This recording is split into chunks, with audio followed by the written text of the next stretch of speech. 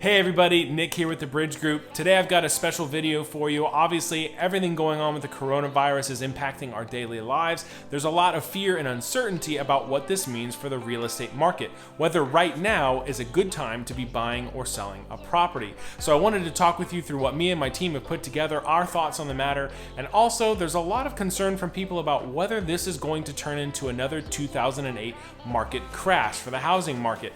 Keeping Current Matters actually published a great article with a lot of helpful information, so we're going to go through both of those right now. Stay tuned.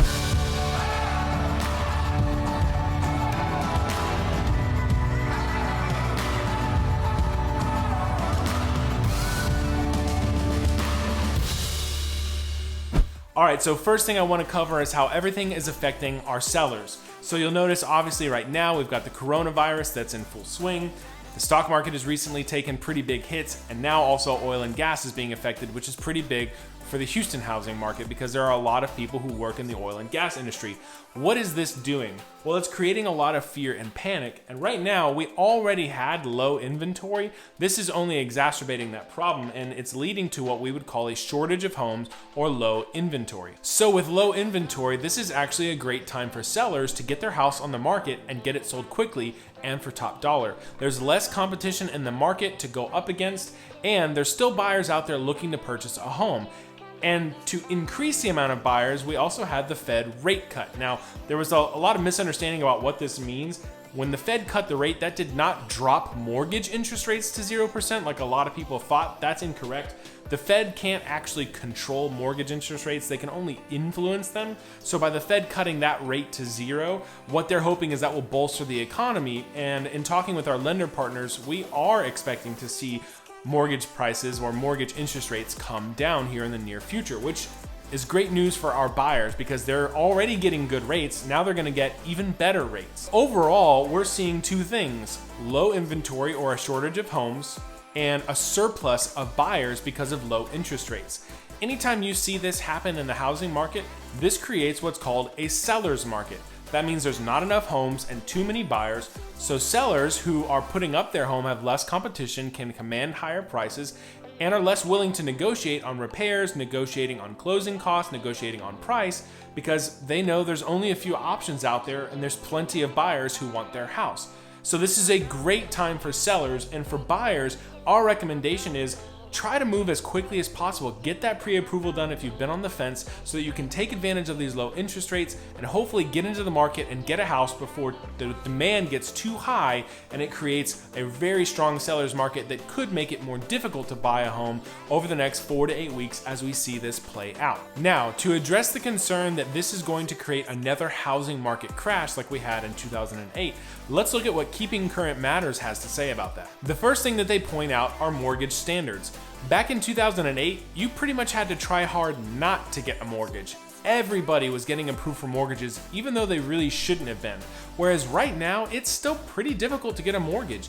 You have to be able to provide a lot of documentation and be able to prove that you have the income to be able to afford that mortgage. They're not just handing them out like they used to in 2008. The second thing that Keeping Current Matters mentioned is home price appreciation.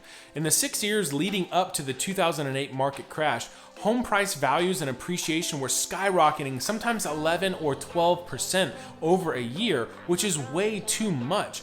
Right now, we've seen strong appreciation, sometimes higher than 3.5, 3.6%, which is great and it's good and it's strong, but nowhere near as high as that appreciation was leading up to the last crash. Thirdly, inventory in 2008 was at an all-time high. There were too many homes on the market and not enough buyers. What we actually have right now is the exact opposite. We have low inventory and a shortage of inventory and too many buyers. So it's actually a very polar opposite or different sort of scenario. And fourthly, back in 2008, homes were much more expensive and less affordable than they are today. Now, affordability is calculated by 3 different things: the price of the home, the wage of the buyer, and the mortgage interest rate that they earned. 14 years ago, house prices were high, wages were lower than they are now, and the average interest rate was actually 6%. And lastly, homeowners today are equity rich and they're not tapped out. You see, back in 2008, when homeowners had a certain amount of equity, a lot of people were pulling that equity, cashing it out, and using it to be able to buy things almost like an ATM machine, buying cars, buying jet skis, things that they didn't need. What we're seeing now is that over 50% of homeowners have over 50% of equity in their home still.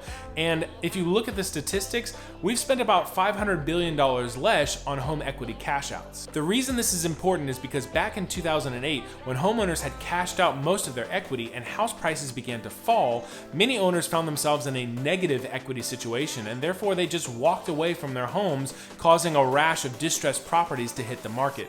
Very, very different from what we're seeing today. So I know this has been a lot of information, but at the end of the day, my job is to bring you as much value as I can to help you make the best decision for you and your family. If you're concerned or you have questions, reach out to me. I'm happy to get you connected to one of our lender partners to talk about what it looks like to buy a home, what that looks like for you and your family, and what the affordability is. And if you've been thinking about selling your home, let me and my team show you how we can get your house sold for top dollar and in the shortest amount of time as possible. Obviously, everybody out there, please stay safe, please wash your hands because that's really important, and we'll see you guys on the next video.